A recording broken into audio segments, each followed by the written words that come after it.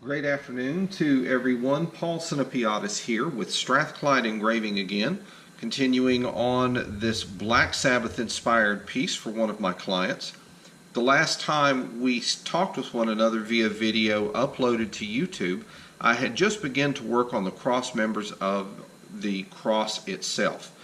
I had not even begin to even touch the outlying ring around. So all of that is completed now. So the only two things that left to be done are Henry here in the center, as Black Sabbath fans call him, and then my parallel lines that run on the outside of the design. Now I've switched off using a 120-degree C-Max graver. And for the remainder of what I'm going to be doing, I'm going to be using a 105-degree graver. So I've actually already started to do some of the cutting. Now with this, it's going to prove to be, shall we say, interesting, simply because of the area that I'm going to be working in. Now, here's one thing that most people don't understand about design, and perhaps, me doing these videos and explaining as I go through will help more people understand my position as an engraver and things that I end up having to do to achieve a specific look. When you take a larger design and you reduce it in size so that it will fit on an area such as this battery tube, for example, one of the things that happens naturally is that the design is compressed. If there is a lot of detail on the inside of the design, sometimes that design really doesn't come through well in the transfer. That is to say, the detail is too fine, so when it is actually minimized in size, the detail becomes more of a black jumbled mess instead of clean, clear, concise lines. So in cases like that, the best thing to do is to have a drawing of the piece you're working on close at hand. And if you are ever in doubt, then what you can do is go back, take a look at that piece,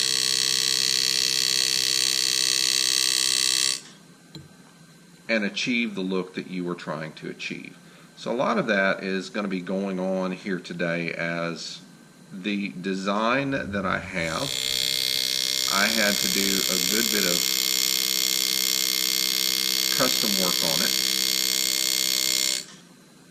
And that actually incurred a bit of a higher fee where I'm concerned, simply because of custom artwork. If I'm pausing while I'm talking, please forgive me, because I'm trying to concentrate on what we have going here. It's very important that I maintain control of my graver at this point. Losing control of my graver would prove to be phenomenally bad. So this is one of those situations where you've really got to do your best to kind of stay on top of your graver at all times. Now, granted, this is, needless to say, something that you should always do, but even more so now, while I'm trying to get this piece done, I have got to really stay on top of my graver, my curves, my lines, the thickness of my lines, etc. So that's kind of why you're seeing me start at the bottom of the webbing on Henry's wing here.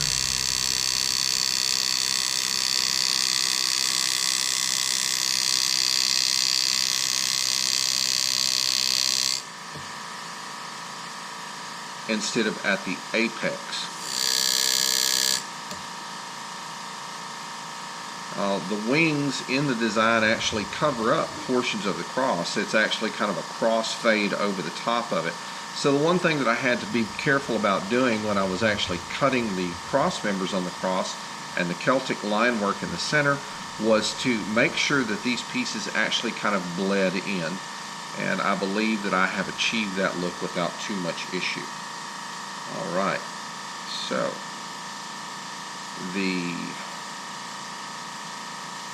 this is where it gets a little tough. So give me a minute to get to a point where I can stop what I'm doing, and I'll show you why this area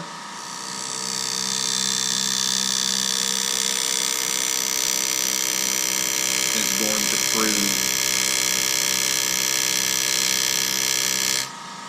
a wee bit more difficult. Now,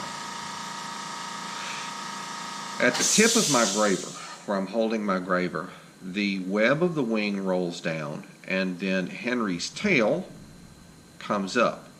In the drawing, in the original drawing that I have completed, there is most definitely a delineated line of space between Henry's tail and the webbing on the wing.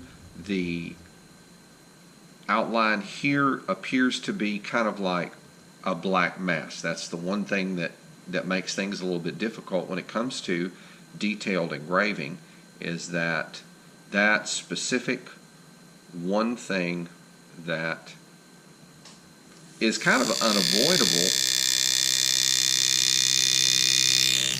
when it comes to miniaturizing a design. Now, larger Celtic knotwork, I really don't have that issue, for which I am very, very thankful. But sooner or later, that problem does tend to rear its head, so it's a matter of, be careful, watch what you're doing. So that's kind of the point that I'm at right now. So I have got to be very, very careful about how I go about this. Now, there are some areas that leave me enough line work to help me accomplish what I'm trying to accomplish right here. But even at that, it's a matter of move slowly and deliberately, and understand that when you put that line in, guess what? That's where that line's staying. So that's kind of the issue that we're going to be dealing with today. Now, I've got to, while I'm thinking about it here, I'm going to actually move this tube, the area that I'm working on the tube, closer to the center of my ball vise, which will allow me for smoother, even curves as you twist. Because as I've said many times before in videos, when you go to make a curve, you don't make the curve with the wrist and with the graver. The graver and your hand supporting it stays in one spot, and then you actually turn the workpiece into the graver to create that curve. That's one of the reasons why engraving lends itself so very, very well to flowing curved lines. But as with everything, I tend to pick the hardest thing to do. Because even your master engravers will look at you and tell you that when it comes to engraving Celtic knotwork, it's very demanding in terms of your line work. Your line work has to be on point, or trust me, the engraving is going to come out and it's going to look poor. And needless to say, that's something that we want to avoid at all costs. We want that engraving to look as good as possible. We want it to pop for the customer. So being careful with your line work is something that you've got to do. You can't rush anything. That's why some of these pieces take me so long to do.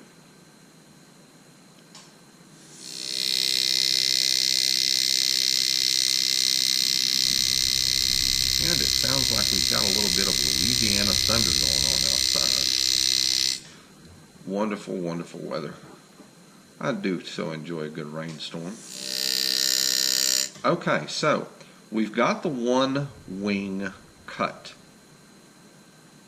So now there's other outlines and other areas that we need to go on ahead and get as well. So a lot of this is in shadow, so it's something that I'm having to be very, very careful of. I think one of the things that I really need to do right now is get on Henry's tail. Now,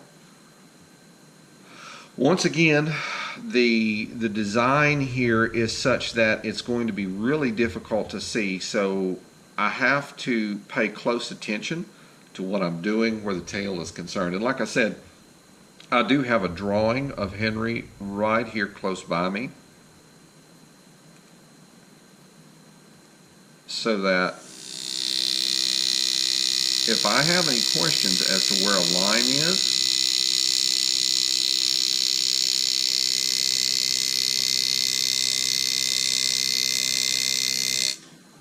I can always look up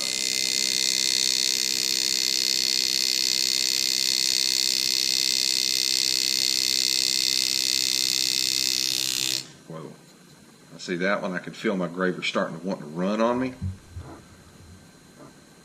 So that means it's time to roll the tube. And the crazy thing about this anodized stuff is that it is so unforgiving. Why? Well,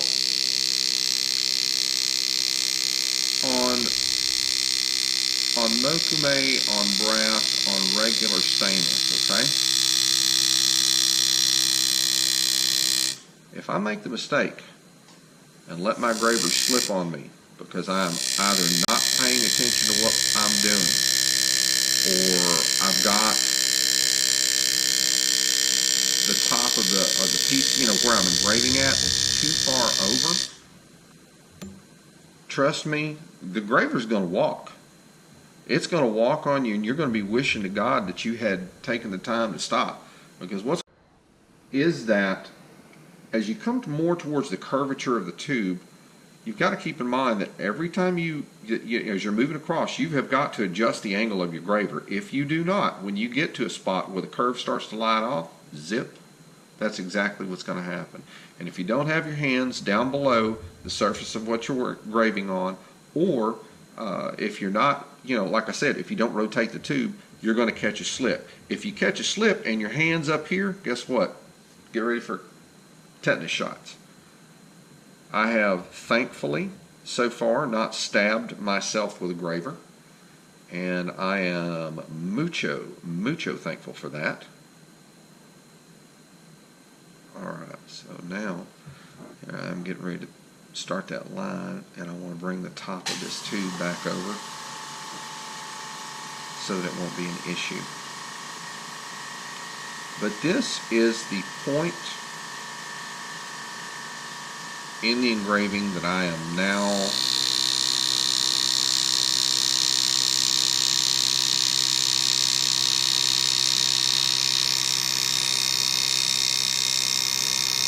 solidly in on.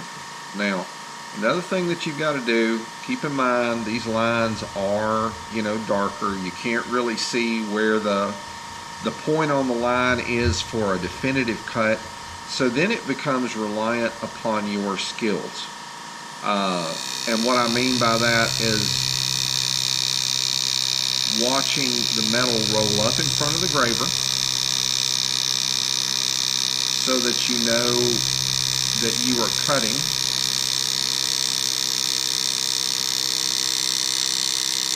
a good line. And right there I'm going to have to stop and roll this tube a little bit, because if I don't, I'm going to regret it in a bad way. Alright, so let's keep going here.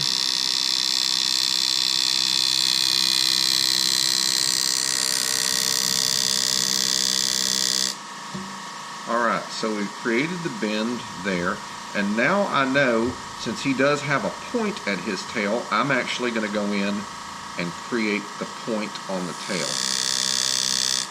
So let's get cracking with that. Alright, I'm going to come in from the outside. I want a real clean edge here, and get there and pick out. Alright, same thing over here. Now this is where another bit of it comes into play. As I'm looking at this, I see that the lower portion here of the tail, as it loops around, does not come up as high as the other one does. So I'm going to take the time to go on ahead and do that right quick. And clean up that corner some. There we go. Perfect. So now I can come back in from the outside over here along the same plane that I have for the other side of his tail.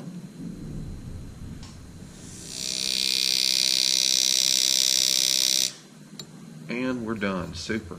I actually need to cut that back just a tad, just a hair further. But that's of no mean consequence. Alright, so now we've got the tail situated, and I'm going to go on ahead and give this just a tad of a spin, just a minute spin. And I'm going to, with my graver, probably better to do it with this, because I don't want to. The scary thing about an anodized tube is that it's anodized. What they're doing is creating an oxide layer that's microns, literally microns thick on the surface of the tube. This is done through electrolysis.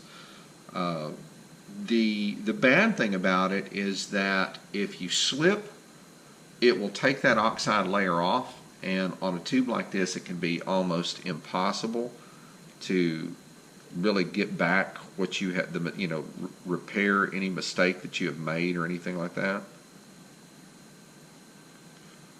Alright, super. I've got my little dot there in the center, and this will allow me to have a visual reference point to go back in and cut the tail.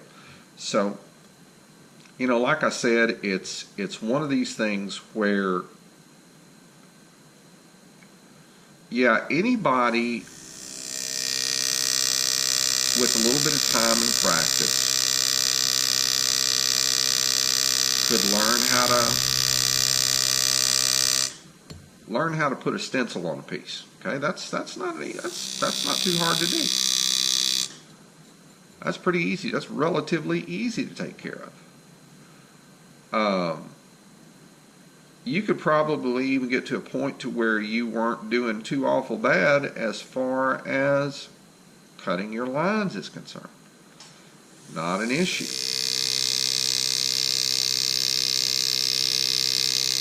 But unless you've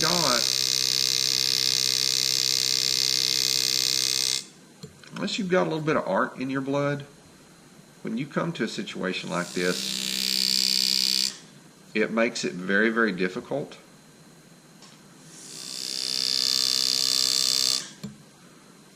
Excellent. That tail looks perfect. And that's exactly what we want. We want the tail to be straight line delineated, beautiful cuts, same width on the cut. Perfect. Alright, that works good. Now I'm going to go back in and do some additional cutting. We're going to actually be shaping his body and doing some of the other things that we have to do to make this happen. I think what I'm going to do is go back in and take care of the wing portion here, but because that is webbing on the inside of the wing, actually supporting the wing, what I'm going to do is use a 120 degree graver on it in an effort to give myself just a tad, not too much, but a tad of a wider line as part of the detailing on Henry. Now on this one, I'm actually, instead of going to one side or the other of the line, I'm actually going to start right in the center.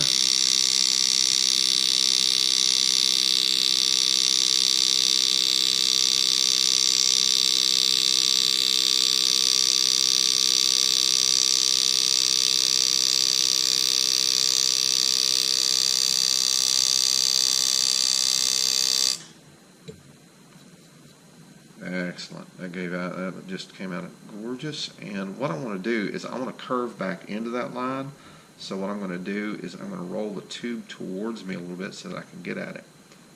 But this is now the process where this portion of the engraving is concerned. It's a matter of taking the time to ensure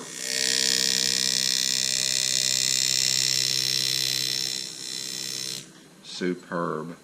It's just a matter of taking the time to ensure that all of your details come where they need to be. All of your work is not going to be, definitely want this to be as nice looking and the lines as true as possible. And being able to judge that, especially if these lines turn into the black mass that they have here on the detail. And it's, guys, it's unavoidable, okay? It's gonna happen. It's nothing to worry about and say, oh, well, that's somebody who screwed up. No, it's just based on the design that I placed here. So let's go on ahead and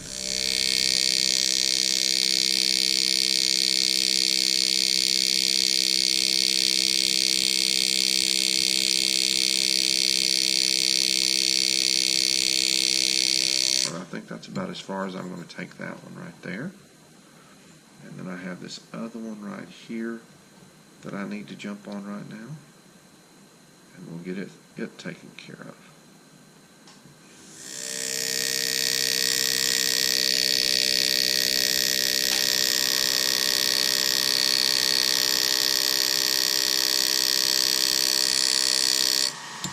I know my customer is very, very anxious to see this finished piece, and needless to say, I'm very anxious to get this finished and taken care of for him. I want him to be, happy with the piece once it's done, needless to say, and I believe that we're going to achieve that. So this is basically how the process on Henry's going to go. We've got one full wing engraved and in place. So now what I'm going to be doing is going back, working on the other wing, the face and some of the facial detail, which is actually going to be the tougher part of this, considering, but we're going to make it work one way or another because we have to. And we'll continue on with the arms, the torso, the legs, and his lower back and rear end. And we'll get all of that taken care of, and it will look solid. There is no doubt in my mind about that.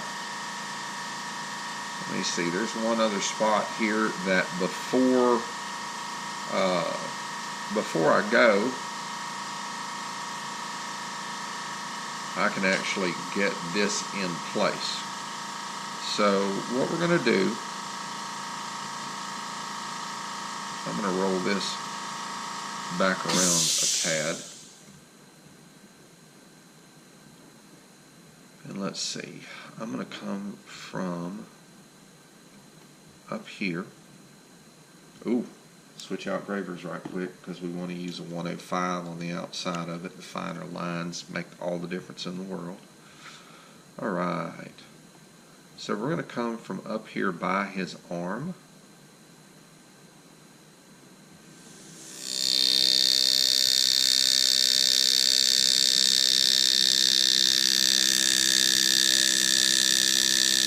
Roll down, working on about the middle of his back.